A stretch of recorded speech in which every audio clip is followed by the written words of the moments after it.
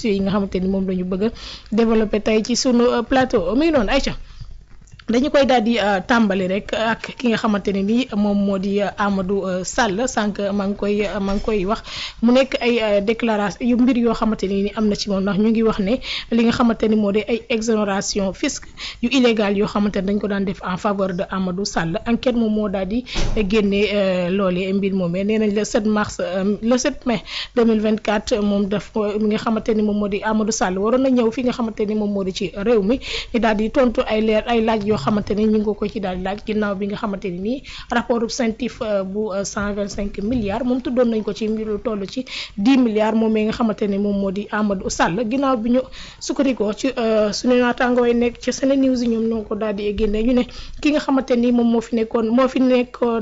mooy doomu ki fi nekkoon njiitu réew Sénégal di Macky Sall moom Amadou Sall moom ci boppam jamono ji parquet ba mi ngi koy daal di xaarandi bu baax a baax ngir daal di am ay affaires yoo xamante ni du ko war a leeral jëm ci relais ay mbir yu explosif yoo xamante ni ñu ngi ko fay daal di xaar jëm ci li nga xamante ni moom moo di wàllu fisc yoo xamante ni moom war na ci mën a indi ay leeral bu baax a baax mu mel ne nag moom xaar bi ñu koy xaarandi fii ci Sénégal Amadou Sall chaque jour day am lu bees loo xamante ni day daal di tegu ci ndontam waaye moom ma nga fa mu nekk toog fa jàpp ñàmburam bàyyi li nga xamante ni moom moo di enquête bi di wéyee di rawaan ñuy gën di continuer rek chaque jour lu bees di daal di génn ci dossier mu mel ni comme si moom Amadou Sall mbir mi daal mel ni loo xamante nii lu ko yitteelul la daal. waaw bon lu ko yitteelul on peut pas dire parce que bu ñu lay tudd ci yu mel nii moom forcément danaa def yitte donc kay au contraire sax yitteel ko moo tax certainement muy def ay mécanismes pour bañ a yegg si fii parce que li ñu ko tudd nag simple quoi. Donc parfois moom tu as l'impression que tous les chemins mènent à Amadou et Farba. Parce que li seen tour di feeñ bari na lool. li leen ko may nag mooy peut-être position bi nga xamante ne amoon nañ ko. Farba nekk ku jege loolu Macky Sall Amadou également di doomam. boo xoolee cas bi ñu soulevé nii muy affaire exonération fiscale ak ay taxes douanières yu demee noonu. C'est pas la première fois nag ñu koy tudd loolu ci réew mi parce que en réalité man la première fois bi ma koy dégg ci affaire oto yi la woon. Donc si jour boobu bon man personnellement la question position bi ma ci amoon mooy Amadou bien que c'est le fils du président c'est un Sénégalais. Man position boobu sax laa mës a am même du temps de Karim Wade. Donc nekk doomu président waru laa mën a empêcher à ce que boo mérité dara fii ci réew mi nga war koo mën a am. Mais il faudrait que ça soit un mérite. Pas cette position juste permettre la ngay accéder à des privilèges yu nga xamante ne d'autres Sénégalais comme yow xëy di nekk ci seeni activité tous les jours mënuñu ko am te amaana mën naa am ni sax ñoo la ëpp njariñ ci réew mi ndax ñooñu ña ngay góorgóorlu ñu leen dagg ay impôts ki ñoom seen alors que yow moment yi nga xamante ni loolu mi ngi xew sa papa taxaw na devant tout le monde ne chômeur nga donc chômeur boo xamante ni liggéey fayeeku salaire créewul entreprise ni rien du tout donc kooku participation am ci réew mi mën nañ ci am xel ñaar. Donc ça veut dire que ñi nekk en activité ñoo ko ëpp njariñ ci réew mi en ce moment donc ci même moment boobu nga gis ne effectivement ce chômeur là bi nga xamante ne moom la papaam doon wax mi ngi brassé ay milliards di ko jaarale peut-être ci ay vente de véhicules de luxe et puis ci véhicules yooyu nga dégg ne même li nga xamante ne moom la ci état waroon am sax buy dugg ci biir réew mi état finalement amu ko fa parce que dañ ko defal exonération boo xamante ni en réalité c'est hors tout cadre légal. C'est la question bi nga xamante ni moom le journal bi soulevé en réalité nag mu nekk une question qui est très légitime. Bien sûr. Parce que bëri na fii nag ñoo xamante ni tey c'est des opérateurs économiques yoo xamante ni bu ñu ñëwee pour ñu am problème compétitivité sax loolu day taxaw seen kanam. Li ko waral mooy juste des taxes douanières yoo xamante ni yu diis la tey un Sénégalais mën naa dem par exemple au Canada wala aux États-Unis jënd fa oto lu yomb mais bu ñëwee fii mënu koo jaayee lu yomb parce que li muy fay ci port bi dafa bari. Léegi en ce même moment il y a un autre Sénégalais boo xamante ni encore une fois comme je l'ai dit bu papaam ne chômeur la depuis ba mu amee diplôme liggéeyul ñëw dugal fi ay oto yoo xamante ni ça va coûter des centaines de millions en plus de cela ñu ni ko doo fay dara douane donc doo dugal dara ci caisse état loolu c'est une aberration pour man. Léegi nag loolu day joxewaat juste température de ni nga xamante ni ci régime bi fi mujj noonu la doon doxee nga xamante ni fan yii yëpp nag ñu ngi koy waxtaanee di ko ñaxtu. Parce que chaque jour léegi mënatoo xëy. te doo ak gis lenn loo xamante ni dafay prouver bamboula bi nga xamante ni moo fi nekkoon du temps de l'ancien régime mooy que ni lu jëm daal ci ñi nga xamante ni jege nañ le président daanaka benn charge tegu ci seen kaw. lu ñu def itam baax na ben ñi ci des après vous vous débrouillez donc suñu yoon nekk ci à peu près Sénégal noonu la doon doxee comme je l'ai dit ay concessionnaire ñi ngi fi un Sénégalais lambda nga xamante ni par exemple man yow Bakary may toog et cetera bu ñu soxla woon oto daanaka dañuy mel ni kuy war a tabax kër parce que tellement oto yi cher nañu xam nga accès bi yombul parce que également bu ñu koy jaay bu ñuy ñëwee ba indi oto bi fii il faut ñu wut ci dara donc douane da leen di fayeeku et tout ça et puis comme je l'ai dit tout de suite en ce même moment il y a un autre Sénégalais qui fait rentrer des véhicules yoo xamante ni mooy la léegi mieux pour dans la même logique ñu gis ne à un certain moment Centif bi nga xamante ni moom moo tudd Amadou Sall tudd na beneen Sénégal boo xamante ni ay véhicules de luxe effectivement la doon loué état bi te ñuy wax ne am na ay accointance ak Amadou Sall bien que jusqu'à présent nag y a aucune preuve boo xamante ni matériel la buy wane ni Langsar Auto am na ay connivence ak Amadou Sall mais Langsar Auto de quoi il s'agit c'est une société buy def location de véhicules ñu gis ne effectivement loué na ay auto Sénégal état du Sénégal Centif génn gis ne am na benn montant de 13 milliards et poussière boo xamante ni dañ ko loué ay auto à l'état du Sénégal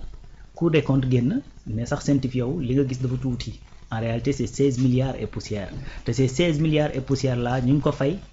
5 jours après les élections bi nga xamante ni Macky Sall daanu na léegi ñaari yëpp mën a am mooy que soit dañ doon profité pour génne alal jooju pour que après li ñu leen di soupçonné na dafa am blanchiment am ci biir ak yu demee noonu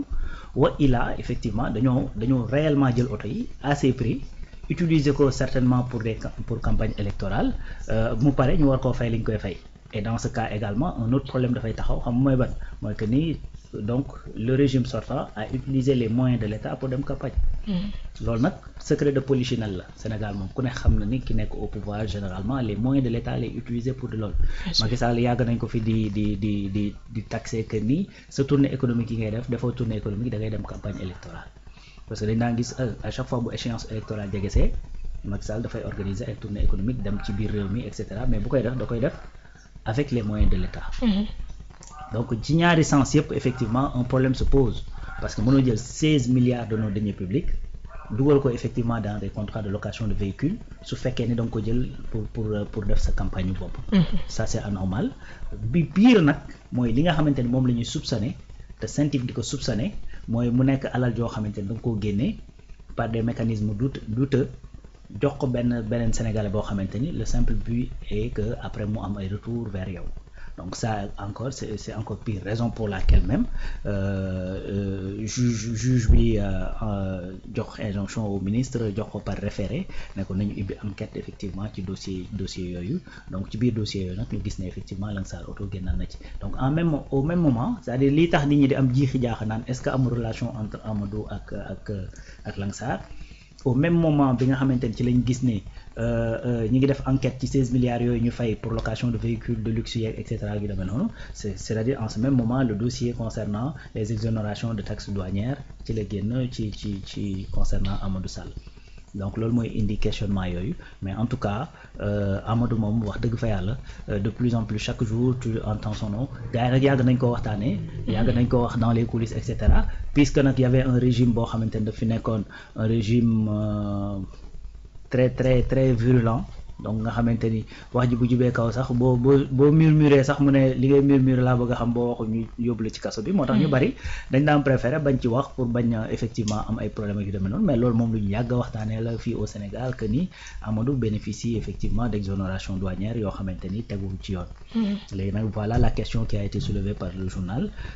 donc ce sera à la justice et aux enquêteurs de déterminer exactement qu'est-ce qu'il en est mais c'est foncièrement anormal qu'un Sénégalais boo xamante Sénégalais nga comme tous les autres ngay mën a am yenn privilèges juste parce que tu es le fils du président ou juste parce que tu es proche du président sans mérite encore une fois fi ma tàmbalee nag laay jeexalee être le fils du président ou la fille du président ou l'épouse du président ne fait pas de yow quelqu'un boo xamante ne waroo mën a teg ci sa réew mais tant que effectivement c'est ton mérite moo la yóbbu foofu y a pas de souci. Bien sûr y a pas de souci man ça me pose aucun problème mais un chômeur bu ko xamante ni kenn déclaré ko sa papa bi la jur moo ko déclaré ne Amadou chômeur la ba mu amee diplôme ba tey liggéeyul ñu gis ne yaa ngi entre Dubaï États-Unis Sénégal véhicule de luxe xam nga di ko dugal di importer di dugal ci dëkk bi et tout ça pour un chômeur ça pose problème. chemin de luxe. chemin de luxe mi ngi noonu sànq wax nga ko ci say biir kàddu mooy privilège boobu est-ce que tamit loolu mooy tax ba frustration am ci yenn sénégalais bi nga xamante ni il se tue tous les jours di xëy di ñafe di am li nga xamante ni pour am ne serait-ce que benn confort bi pour mën koo am tous les jours alors que à côté mi gis koo xamante ni comme niñ ko waxee nii du mérite du dara mais il a tous les privilèges du monde il peut se permettre toutes les folies yoo xamante ni am na envie def ko loolu day jur frustration ba mooy waral ba sénégalais yi duñ leen may dara surtout bu fekkee côté justice dafa daal di tegu seen kaw. oui c'est ça qui est frustrant en fait waaw loolu moo ci metti parce que en réalité ni nga ko waxee noonu la demee mooy da ngay gis des sénégalais yoo xamante ni tous les jours dañuy nekk di ko dang-dangi di ko lijjanti et cetera am liggéey nag ñiy jàng ñi yori diplôme et cetera donc di daj coono yu métti si secteur boobu ngay wax muy ci oto yooyu nga gis ñoo xamante ni dañuy dajale seeni juróom ak seeni ñaar dërëm boole ko wut benn oto indi ko des fois ci port bi lay nekk ba yàgg parce que duñu am luñ ko génnee et cetera en ce même moment nga gis koo xamante ni mi ngi ñëw di dugal ay véhicules et puis en fait di ko jaarale si les deniers publics.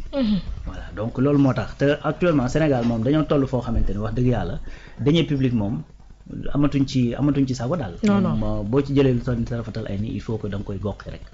waaw amatuñ ci benn état d'âme da nga koy daal di goxi comme ni nga opération goxi. waaw c'est ça lu waay